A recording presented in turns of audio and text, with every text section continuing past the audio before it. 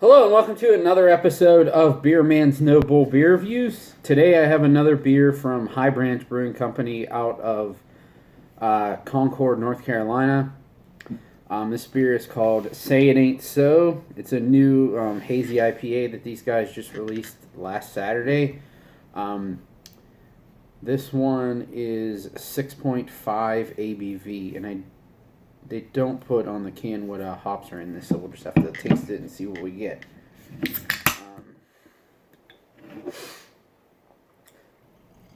It's actually been a little while since I had one of their hazy IPAs, so I'm pretty excited for this. I haven't heard any reviews on it, like negative or positive, so that's good to go. Always good to go in fresh. As you can see, this pours a very cloudy, out to the point where I would say it's hazy. It's pretty much completely translucent. There's about a finger's worth of a pretty fluffy white head. It's lighter than a lot of the hazy IPAs I've been having recently that are more towards like the orangish color. This is like pineapple juice more than orange juice. It almost has like a green tint to it, which makes me think that the malt body is like really, really light, and it's actually has like a green tint to it from the hops. So we'll see. It smells nice. There's a lot of peach ring there. A little bit of like wet rock, like minerality.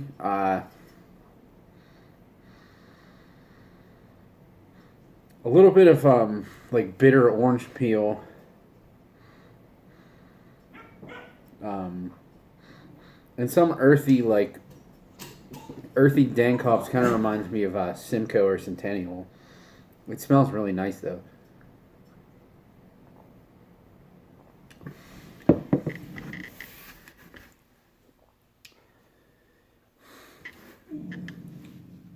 Wow, that is interesting. So it is a lot lighter than some of their other stuff.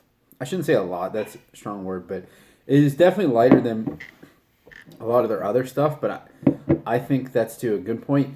It's not quite as in your face with flush, juicy hops, but in lacking that, it also has like a very light body, where I feel like I could drink a lot of these more than some of their other hazy IPAs, which I also love.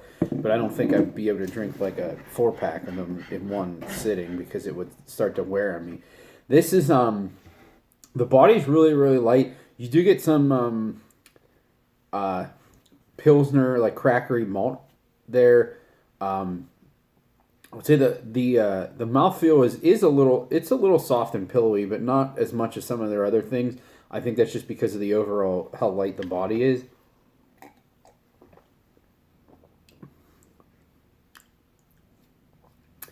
The flavor is very orangey, like almost high C punch. But that bready, crackery grain note is really, really nice and balancing. It's not sweet at all. It's very drying, and it also has just a tinge of bitterness to balance it out. But it's nothing that sits on the tongue at all. A little bit of pineapple juice and some of that earthy character from the aroma, but it's more orange than anything. And it is just very, very light.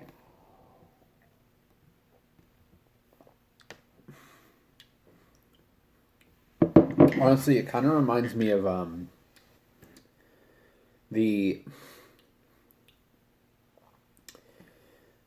that beer I just reviewed in Fauna Flora, the coffee stout, and obviously it's a completely different style of beer, but it's like very, very juicy in the way that beer was. Like the flavors are very, very decadent, but at the same time it's very light and easy to drink,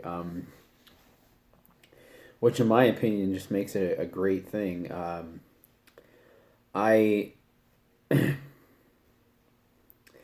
I'm really impressed by these guys because they that is one complaint that I get from resident culture, and I don't think it's as much as other people say, but I do understand sometimes a lot of their stuff is similar, just because they're so flooded with hops that whenever they're like super super fresh, they do kind of all have that green character. But if you let them sit for a couple of weeks, then they all kind of take on a life of their own.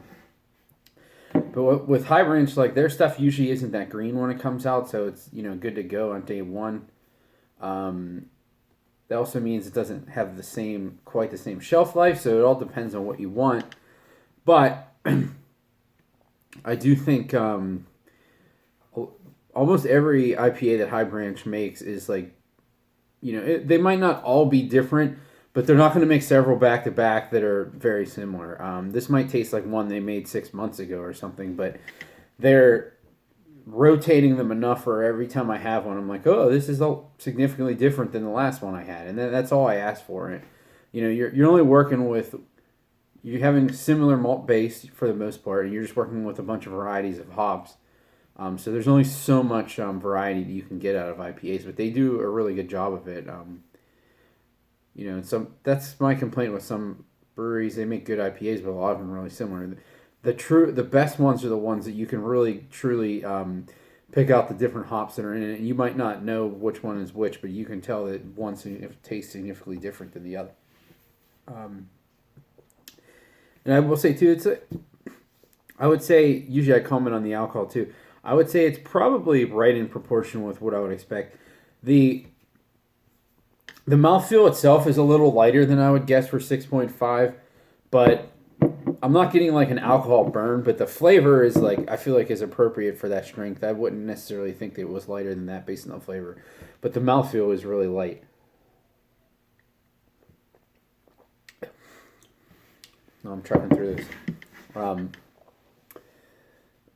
Yeah, I think this one was a little cheaper than like their double IPAs because it's a little smaller beer, which is great because I don't really care about the alcohol that much, and this is a really good one. So if I can get $1 or $2 off, I'm all for that. I think it was like $17 4-pack, which I would gladly pay again. This is a really really nice beer, and I hope they make this one again because it's the first time they did it.